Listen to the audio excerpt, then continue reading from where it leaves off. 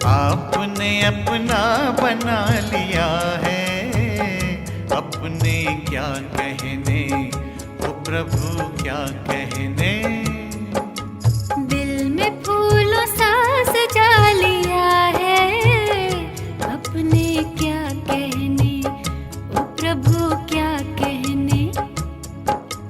आपने अपना बना लिया है, अपने क्या कहने, ओ प्रभु क्या कहने। दिल में फूलों सा सजा लिया है, अपने क्या कहने, ओ प्रभु क्या कहने।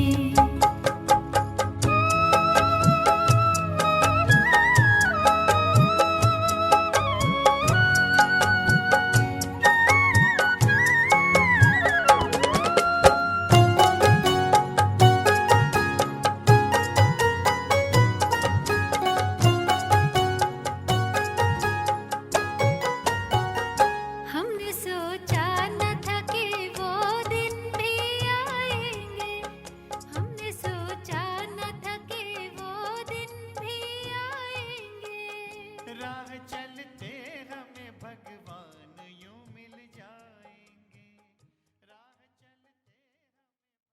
ओम शांति।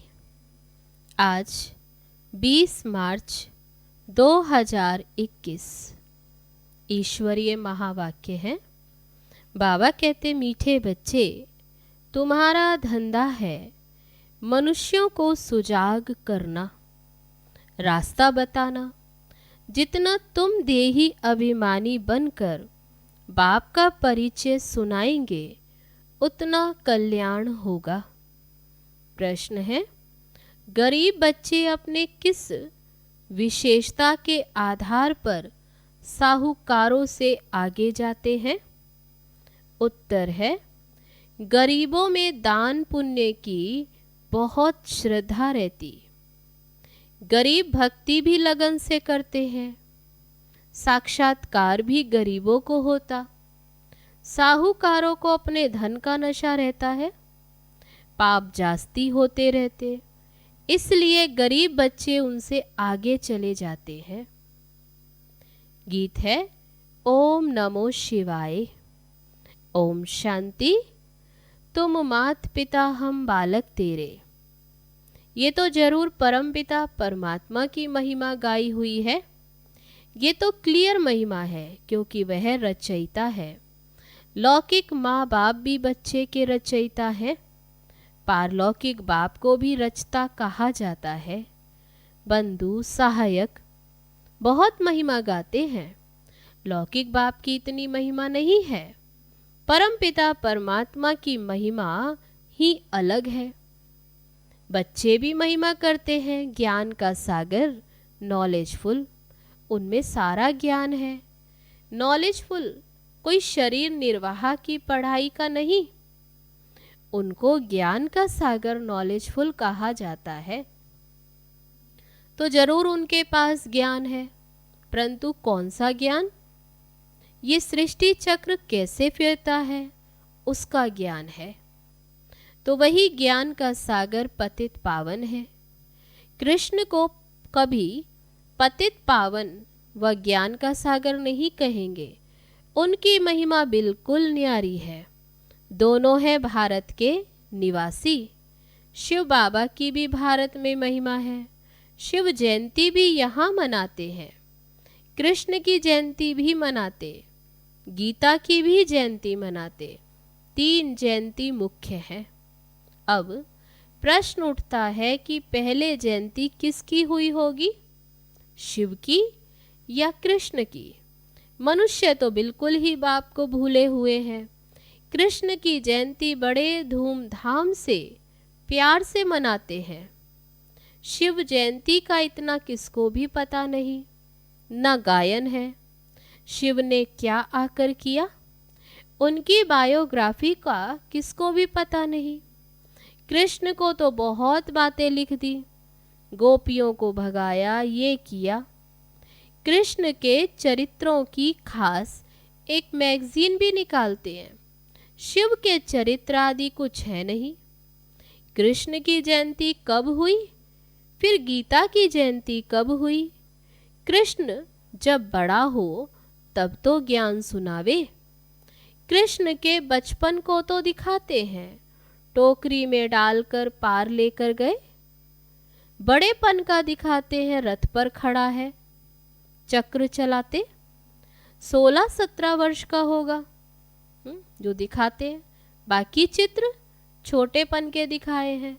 अब गीता कब सुनाई, उसी समय तो नहीं सुनाई होगी जब लिखते हैं फलानी को भगाया, ये किया। उस समय तो ज्ञान शोभे भी नहीं। ज्ञान तो जब बुजुर्ग हो तब सुनाए। गीता भी कुछ समय बाद सुनाई होगी। अब शिव ने क्या किया कुछ भी पता नहीं। अज्ञान नींद में सोए पड़े हैं। बाप कहते मेरी बायोग्राफी का कोई को भी पता नहीं। मैंने क्या किया, मुझे ही पतित पावन कहते हैं। मैं आता हूँ तो साथ में गीता है। मैं साधारण बूढ़े अनुभवी तन में आता हूँ। शिव जयंती तुम भारत में ही मनाते हो। कृष्ण जयंती, गीता जयंती ये 3 मुख्य हैं। राम की जयंती तो बाद में होती है। इस समय जो कुछ होता वह बाद में मनाया जाता है। सत्युग त्रेता में जयंती आदि होती नहीं। सूर्यवंशी से चंद्रवंशी वर्षा लेते हैं और उसकी बाबा कहते किसकी महिमा है नहीं। वहाँ तो एक से दूसरे वर्षा लेते। सिर्फ राजाओं का कॉरोनेशन मनाते होंगे। बर्थडे तो आजकल सब मनाते। अब वह तो कॉमन बात हो गई। कृष्ण ने जन्म लिया, बड़ा होकर राजधानी चलाई, उसमें महिमा की तो बात ही नहीं। सत्युग त्रेता में सुख का राज्य चला आया। वह राज्य कब और कैसे स्थापन हुआ ये तुम बच्चों की बुद्धि में है। बाबा कहते बच्चों मैं कल्प कल्प कल्प के संगम युग पर आता हूँ। कलयुग का अंत है पतित दुनिया, सत्युग आदि पावन दुनिया। मैं बाप भी हूँ, तुम बच्चों को वर्षा भी दूंगा। कल्प पहले भी तुमको वर्षा दिया था, इसलिए तुम मनाते आए हो। परंतु नाम भूल जाने से कृष्ण का नाम डाल दिया है। बड़े ते बड़ा शिव है ना, तो पहले जब उनकी जयंती हो तब फिर साकार मनुष्य की हो। आत्माएं तो सब वास्तव में ऊपर से उतरती हैं। बाबा कहते मेरा भी अवतरण है। कृष्ण ने माता के गर्भ से जन्म लिया, पालना ली। सबको ही पुनर्जन्म में आना है। शिव बाबा पुनर्जन्म नहीं लेते, आते तो है ना। तो ये सब बाप बैठ समझाते हैं। ब्रह्मा विष्णु शंकर को त्रिमूर्ति दिखाते हैं ना। ब्रह्मा द्वारा स्थापना, क्योंकि शिव को तो अपना शरीर है नहीं। वे खुद बैठ बताते हैं मैं इनके बूढ़े तन में आता हूँ। ये अपने जन्मों को नहीं जानते। इनके बहुत जन्मों के अंत का यह जन्म है। तो पहले पहले तो ये समझाना पड़े शिव जयंती बड़ी या कृष्ण जयंती बड़ी। अगर कृष्ण ने गीता सुनाई तो गीता जयंती तो श्री कृष्ण के बहुत वर्षों के बाद हो सके, जबकि कृष्ण बड़ा हो। बाबा कहते जब कृष्ण बड़ा हो तब तो गीता सुनाए, तब गीता जयंती हो। लेकिन वास्तव में शिव जयंती के बाद हुई फट से गीता जयंती। शिव बाबा आते हैं और गीता सुनाते। ये भी पॉइंट्स बुद्धि में रखनी है। पॉइंट्स तो ढेर हैं, बिगर नोट किए याद रह न सके। बाबा इतना नज़दीक है, उनका रथ है। वह भी कहते हैं सब पॉइंट समय पर याद आ जाए मुश्किल है। ये ब्रह्मा तन में शिव बाबा कितना नज़दीक रहते। तो ब्रह्मा बाबा कहते कि मेरा तो इतना नज़दीक है बाबा, लेकिन पॉइंट समय पर याद आ जाए बड़ा मुश्किल, भूल जाते। बाबा ने समझाया सबको दो बाप का ये राज समझाओ। शिव बाबा की जयंती मनाते हैं तो वे जरूर आता होगा। जैसे क्राइस्ट, बुद्ध आदि आकर अपना धर्म स्थापन करते हैं, वह भी आत्मा आकर इनमें प्रवेश कर धर्म स्थापन करती है। वह है हेवनली गॉड फादर, सृष्टि के रचयिता। तो जरूर नई सृष्टि रचेंगे, पुरानी थोड़ी रचेंगे। नई सृष्टि को स्वर्ग कहा जाता है, अभी है नरक। बाबा कहते मैं कल्प कल्प कल्प के संगम पर आकर तुम बच्चों को राजयोग का ज्ञान देता हूँ। ये है भारत का प्राचीन योग। किसने सिखाया? शिव बाबा का नाम तो गुम कर दिया। एक तो कहते गीता का भगवान श्री कृष्ण और विष्णु आदि के नाम दे देते। शिव बाबा ने राजयोग सिखाया था, किसको पता नहीं। शिव जयंती निराकार की ही जयंती दिखाते हैं। वे कैसे आया, क्या आकर किया? निराकार की जयंती तो बाबा कहते वे कैसे आए, क्या आकर किया? वे तो सर्व का सद्गति दाता, लिबरेटर और गाइड है। अभी सर्व आत्माओं को गाइड चाहिए परमात्मा। वह भी आत्मा है। जैसे मनुष्यों का गाइड भी मनुष्य होता, वैसे आत्माओं का गाइड भी आत्मा चाहिए। वे तो सुप्रीम आत्मा ही कहेंगे। मनुष्य तो सब पुनर्जन्म लेते, फिर पावन बनाए वापस कौन ले जाए? पुनर्जन्म लेते पतित बन जाते, तब बाबा कहते पावन बनाकर वापस कौन ले जाए? बाबा कहते मैं ही आकर पावन होने की युक्ति बताता हूँ। क्या युक्ति बताते?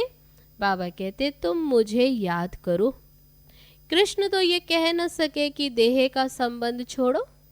वह तो 84 जन्म लेते हैं, सब बंधनों में आते। बाबा कहते बाकी तो वे संबंधों में आते। तो कृष्ण तो देह का संबंध है, वह तो कह ना सके कि ये देह को भूल याद करो। तुमको ये रूहानी यात्रा तो बाप सिखलाते। ये है रूहानी बाप की रूहानी बच्चों प्रति रूहानी नॉलेज। कृष्ण कोई का रूहानी बाप थोड़े ही है, सबका रूहानी बाप मैं हूँ। मैं ही आकर सबका गाइड बनता हूँ। बाबा कहते मैं ही आकर अभी गाइड बनता। Liberator, guide, blissful, peaceful, ever pure, ये सब मेरे लिए कहते हैं। अभी तुम आत्माओं को नॉलेज दे रहे हैं। बाबा कहते मैं इस शरीर द्वारा तुमको ये दे रहा हूँ, तुम भी शरीर द्वारा ये नॉलेज ले रहे हो। वह है गॉड फादर। अब उनका रूप भी बताएं। बाबा ने रूप क्या बताया? जैसे आत्मा बिंदी, वैसे मैं परमात्मा भी बिंदी हूँ। ये कुदरत है ना। वास्तव में बड़ी कुदरत तो ये है कि इतने छोटे स्टार में 84 जन्मों का पार्ट, ये है कुदरत। बाप का भी ड्रामा में पार्ट है। भक्ति मार्ग में भी तुम्हारी सर्विस करते हैं। तुम्हारी आत्मा में 84 जन्मों का पार्ट अविनाशी है। इसको कहा जाता है कुदरत। इसका वर्णन कैसे करें? इतनी छोटी सी आत्मा है। ये बातें सुनकर वंडर खाते हैं। आत्मा है भी स्टार मॉर्फिक। 84 जन्म एक्यूरेट भोगती है, सुख भी वह एक्यूरेट भोगेगी। ये है कुदरत। बाप भी है आत्मा, परम आत्मा है। बाबा कहते मैं भी आत्मा ही हूँ, लेकिन परम आत्मा। उनमें सारी नॉलेज भरी हुई है, जो बच्चों को फिर समझाते हैं। यह है नई बातें। नए मनुष्य सुनकर कहेंगे इनका ज्ञान तो कोई शास्त्रों में है नहीं है। फिर भी जिन्होंने कल्प पहले सुना है, वर्षा लिया है, वही वृद्धि को पाते रहते हैं। टाइम लगता है, प्रजा तो ढेर बनती, वह तो सहज है। राजा बनने में मेहनत है। मनुष्य जो बहुत धन दान करते तो राजाई घर में जन्म लेते। गरीब भी अपनी हिम्मत अनुसार जो कुछ दान करते होंगे तो वह भी राजा बनते। जो पूरे भक्त होते वह दान पुण्य भी करते हैं। साहूकारों से पाप जास्ती होते रहेंगे। गरीबों में श्रद्धा बहुत होती, वे बहुत प्यार से थोड़ा भी दान करते हैं तो बहुत मिलता। गरीब भक्ति भी बहुत करते, दर्शन दो नहीं तो हम गला काट देंगे। साहूकार ऐसे नहीं करेंगे। साक्षात्कार भी फिर गरीबों को होते हैं, वही दान पुण्य करते हैं। राजाएं भी वह बनते। पैसे वालों को तो अहंकार रहता। यहाँ भी गरीबों को 21 जन्मों का सुख मिलता है। गरीब जास्ती हैं, साहूकार पिछाड़ी में आएंगे। तो भारत जो इतना ऊंच था सो फिर इतना गरीब कैसे हुआ? बाबा कहते कैसे हुआ? अभी तुम समझते हो। अर्थक्वेक आदि भी सब महल आदि चले जाएंगे। बाबा कहते सब चले जाएंगे तो गरीब हो जाएंगे। रावण राज्य होने से हाहाकार हो जाता तो फिर ऐसी चीजें तो रह न सके। हर चीज की आयु तो होती है ना। वहां जैसे मनुष्यों की आयु बड़ी होती वैसे मकान की आयु भी बड़ी होती है। सोने के मार्बल के बड़े बड़े मकान बनते जाएंगे, सोने के तो और ही मजबूत होंगे। नाटक में भी दिखाते हैं ना, लड़ाई होती, मकान टूट फूट जाते फिर बन जाते। उन्हों की बनावट ऐसी होती है।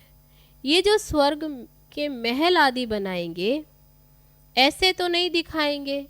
मिस्त्री लोग कैसे मकान बनाते, हाँ समझते हैं वही मकान होंगे। आगे चल तुमको सब साक्षात्कार होगा, ऐसा विवेक कहता है। इन बातों से तुम बच्चों का ताल्लुक नहीं। बच्चों को तो पढ़ाई पढ़नी है, आगे क्या होगा कैसे, बाबा कहते उससे ताल्लुक नहीं। तुम्हें पढ़ाई पढ़नी है, स्वर्ग का मालिक बनना है। स्वर्ग और नरक अनेक बार पास हुए, अभी दोनों पास हुए, अभी है संगम। सतयुग में ये नॉलेज नहीं होगी। इस समय तुम बच्चों को पूरी नॉलेज है। लक्ष्मी नारायण को ये राज्य किसने दिया, अभी तुम बच्चों को मालूम है। इन्होंने ये वर्षा कैसे लिया। ये पढ़ाई पढ़कर स्वर्ग के मालिक बनते हैं, फिर वहाँ जाकर महल आदि बनाते। सर्जन भी बड़े बड़े हॉस्पिटल बनाते हैं ना। बाबा तुम बच्चों को दिन प्रतिदिन अच्छी अच्छी पॉइंट सुना रहे हैं। तुम्हारा धंधा ही है मनुष्यों को सुजाग करना, ये रास्ता बताना। जैसे बाबा कितना प्यार से बैठ समझाते, देह अभिमान की दरकार नहीं। बाप को कभी देह अभिमान नहीं हो सकता। तुमको मेहनत सारी देही अभिमानी होने में लगती है। जो देही अभिमानी बन बैठ बाप का परिचय देते, गोया बहुतों का कल्याण करते। पहले देह अभिमान आने से फिर और विकार आते हैं। लड़ना झगड़ना नवाबी से चलना देह अभिमान है। बल अपना राजयोग है तो भी बहुत साधारण रहना है। थोड़ी चीज में अहंकार आ जाता है। घड़ी फैशनेबल देखी तो दिल होगी ये पहने, ख्याल चलता रहेगा। इसको भी देह अभिमान कहा जाता। अच्छी ऊंची चीज होगी तो संभालना भी पड़ेगा, गुम होगी तो ख्याल होगा, फिर उसके लिए ख्याल चलते रहेंगे। अंत समय कुछ भी याद आया तो पद भ्रष्ट हो जाएगा। ये देह अभिमान की आदतें हैं। फिर सर्विस बदले डिसर्विस भी जरूर करेंगे। रावण ने तुमको देह अभिमानी बनाया है। देखते हो बाबा कितना साधारण चलते, हर एक की सर्विस देखी जाती है। महारथी बच्चों को अपना शो करना है। महारथियों को ही लिखा जाता है तुम फलानी जगह जाकर भाषण करो। एक दो को बुलाते हैं, लेकिन बच्चों में देह अभिमान बहुत रहता है। भाषण में भल अच्छे हैं, परंतु आपस में रूहानी स्नेह नहीं है। देह अभिमान लून पानी बना देता है। कोई बात में झट बिगड़ पड़ना, ये भी देह अभिमान। बाबा कहते ये नहीं होना चाहिए। इसलिए बाबा कहते कोई को भी पूछना है कुछ तो बाबा से आकर पूछे। कोई कहे बाबा आपको कितने बच्चे हैं, कहूँगा बच्चे तो अनगिनत हैं, परंतु कोई कपूत और कोई सपूत अच्छे अच्छे हैं। ऐसे बाप का तो फरमान बरदार वफादार बनना चाहिए ना। अच्छा, मीठे मीठे सिकी लदे बच्चों प्रति मात पिता बाप दादा का याद प्यार और गुड मॉर्निंग। रूहानी बाप की रूहानी बच्चों को नमस्ते। हम रूहानी बच्चों की रूहानी बाप दादा को नमस्ते नमस्ते। ओम शांति। अब है धारणा के लिए मुख्य सार। पहली पॉइंट, देह अभिमान में आकर किसी भी प्रकार का फैशन नहीं करना, जास्ती शौक नहीं रखने हैं, बहुत बहुत साधारण होकर चलना है। दूसरी पॉइंट, आपस में बहुत बहुत रूहानी स्नेह से चलना है, कभी भी लून पानी नहीं होना है, बाबा का सपूत बच्चा बनना है, अहंकार में कभी नहीं आना। अब है आज का वरदान, संपूर्णता द्वारा बुद्धि को स्वच्छ बनाने वाले सर्व खजानों से संपन्न भव। ज्ञान का श्रेष्ठ समय का खजाना जमा करना व स्थूल खजाने को 1 से लाख गुना बनाना अर्थात जमा करना, इन सब खजानों से संपन्न बनने का आधार है स्वच्छ बुद्धि और सच्ची दिल। लेकिन बुद्धि स्वच्छ तब बनती जब बुद्धि द्वारा बाप को जानकर उसे बाप के आगे समर्पण कर दो। शुद्र बुद्धि को समर्पण करना अर्थात देना ही दिव्य बुद्धि लेना है। अब है आज का स्लोगन, एक बाप दूसरा न कोई। इस विधि द्वारा सदा वृद्धि को प्राप्त करते रहो। अच्छा, ओम शांति। परम पिता शिव परमात्मा, परम पिता शिव परमात्मा। गीता ज्ञान की वो दाता, परम पिता शिव परमात्मा।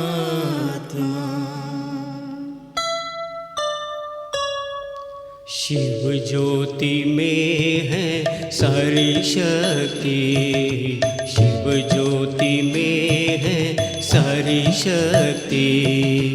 दिव्य गुणों से बने हम मोती, दिव्य गुणों से बने हम मोती।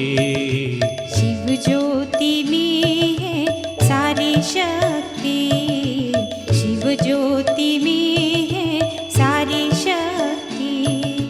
दिव्य गुणों से बने हम मोती, दिव्य गुणों से बने हम मोती। शिव ज्योति में है सारी शक्ति, शिव ज्योति में है सारी शक्ति।